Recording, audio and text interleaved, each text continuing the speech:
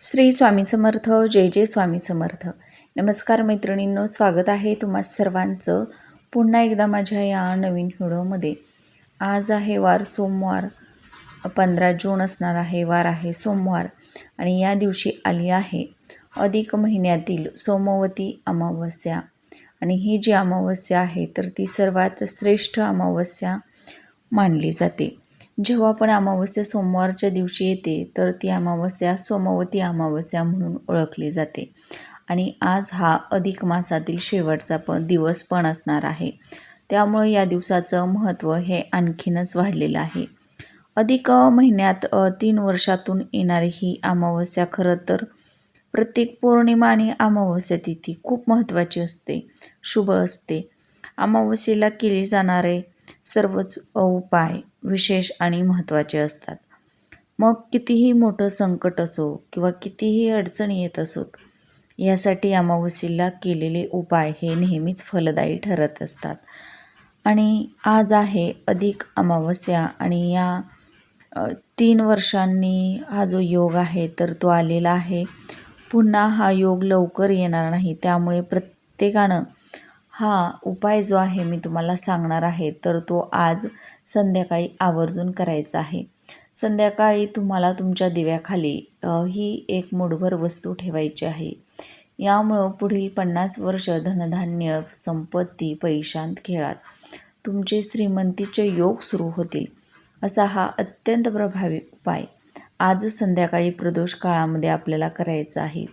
तर हा उपाय कसा करायचा, कधी करायचा, याविषयीची संपूर्ण माहिती मी पुढे व्हिडिओमध्ये देणार आहे. त्यामुळे तुम्ही हा व्हिडिओ कुठेही स्किप करू नका. शेवटपर्यंत नक्की पहा, तरच तुम्हाला याची संपूर्ण जी योग्य ती माहिती आहे तर ती मिळणार आहे. आणि चॅनलवरती नवीन आला असाल किंवा पहिल्यांदाच भेट दिली असेल तर चॅनलला सबस्क्राईब करायला अजिबात विसरू नका. चला तर मग अशा नवीन सुंदर व्हिडिओला सुरुवात करूया. आता बघा, बऱ्याच वेळा अगदी माझ्यापासून ते तुमच्यापर्यंत प्रत्येकाच्या मनामध्ये प्रश्न निर्माण होतो की मी इतकं कष्ट करत आहोत, मेहनत करत आहोत, तरी देखील माझ्याकडे किंवा माझ्या घरामध्ये लक्ष्मी का येत नाही, माझं कोणतंच काम पूर्ण होत नाही. फक्त घरात वाद आहेत, कटकटी आहेत, प्रत्येक कामात अडथळे, अडचणी या भरपूर येत आहेत आणि कोणतंच काम मार्गी लागत नाही किंवा पूर्ण होत नाही आणि त्यातून बाहेर पडण्याचा मार्गच मिळत नसेल. एक संकट गेलं की दुसरं संकट लगेच त्या पाठोपाठ आपल्या पाठीमागे उभा राहत आहे. आपलं कोणतंच काम मार्गी लागत नसेल, इच्छा पूर्ण होत नसेल, कुठल्याच कामात लक्ष लागत नाही, तर बघा, ज्या घरामध्ये नजरदोष, वास्तुदोष, ग्रहदोष किंवा इतर काही अडचणी असतात तर अशा घरामध्ये सुख समृद्धी ही कधीही नांदत नाही किंवा त्या घरामध्ये लक्ष्मी कधीही प्रवेश करत नाही. आणि त्यामुळंच या सर्व अडचणी दूर करण्यासाठीच आपल्याला हा जो उपाय आहे तर तो करायचा आहे. हा जर उपाय आपण केला तर तुमच्या घरातील नकारात्मक ऊर्जा नष्ट होईल, घरात सुख समृद्धी येईल, धनधान्याची भरभराट होईल, घरात माता लक्ष्मी वास करेल. या उपायामुळे नक्कीच तुमच्या आयुष्याचं सोनं झाल्याशिवाय राहणार नाही. फक्त अमावस्येच्या दिवशी हा उपाय आपल्याला करायचा आहे आणि तो पण आपल्याला फक्त अधिक मासातील या अमावस्येच्या दिवशी हा जर उपाय केला तर त्यामुळे तुम्हाला 24 तासात तुमच्या घरामध्ये हळूहळू फरक दिसायला लागेल. तुमचं काम जे आहे तर ते मार्गी लागायला सुरुवात होईल. तर हा उपाय करण्यासाठी तुम्हाला बघा, 11 प्रकारची जी धान्य असतात तर ती धान्य आपल्याला लागणार आहेत. तर ती 11 प्रकारचे धान्य आपल्याला दुकानातून विकत आणायचे आहेत किंवा मग आपल्या घरामध्ये हरभरा डाळ, तूर डाळ, तीळ, ज्वारी, गहू, बाजरी यासारखी 11 धान्य असतील तर ती 11 धान्य आपल्याला एका मोठ्या वाटीमध्ये किंवा प्लेटमध्ये काढून घ्यायचे आहेत. आता हा उपाय आपल्याला संध्याकाळच्या वेळी करायचा आहे, घरामध्ये लक्ष्मी येण्याच्या वेळी करायचा आहे. आणि आपल्याला काय करायचं आहे, एक कणकेचा मोठा दिवा बनवून घ्यायचा आहे. फक्त पीठ आणि गोमूत्र टाकून यानं आपल्याला हा जो दिवा आहे तर तो बनवून घ्यायचा आहे. याच्यामध्ये पाणी आपल्याला अजिबात वापरायचं नाही.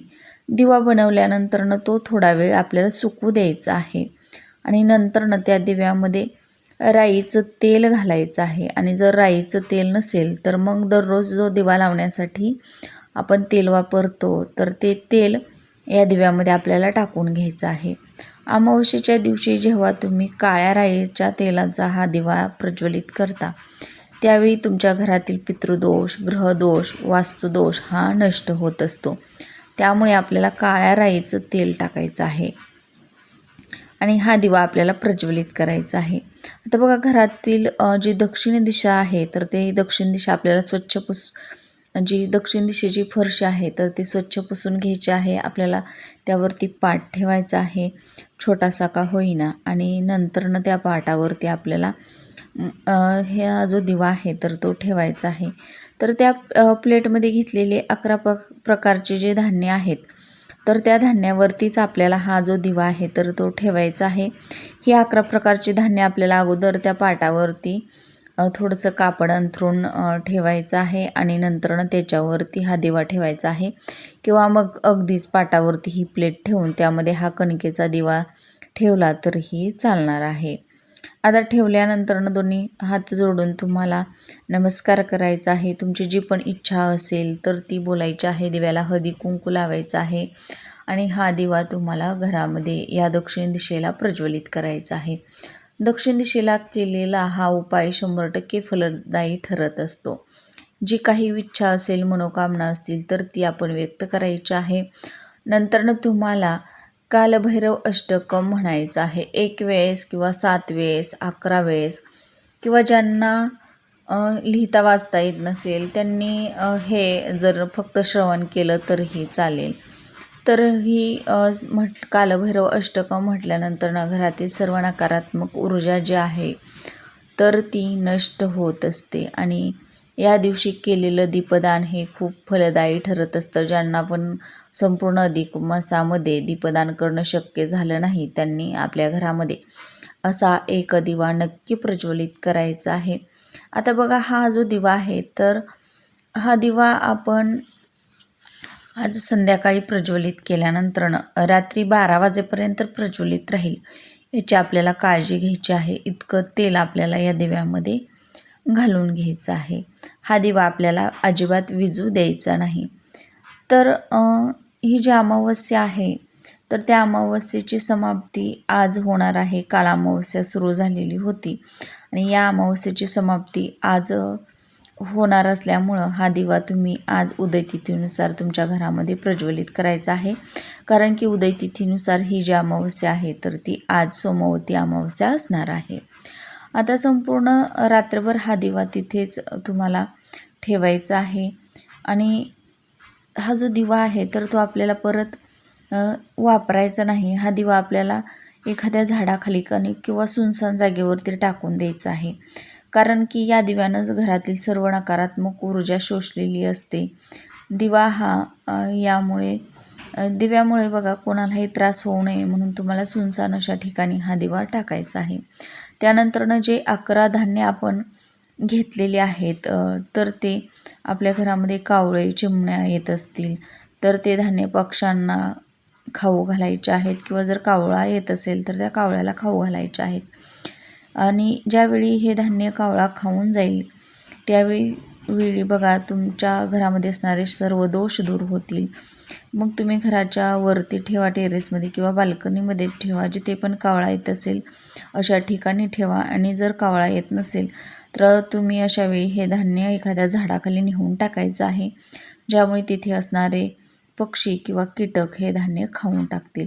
तर हा एक उपाय आपल्याला या फक्त अधिक मासातील अमावस्येच्या दिवशी आवर्जून करायचा आहे.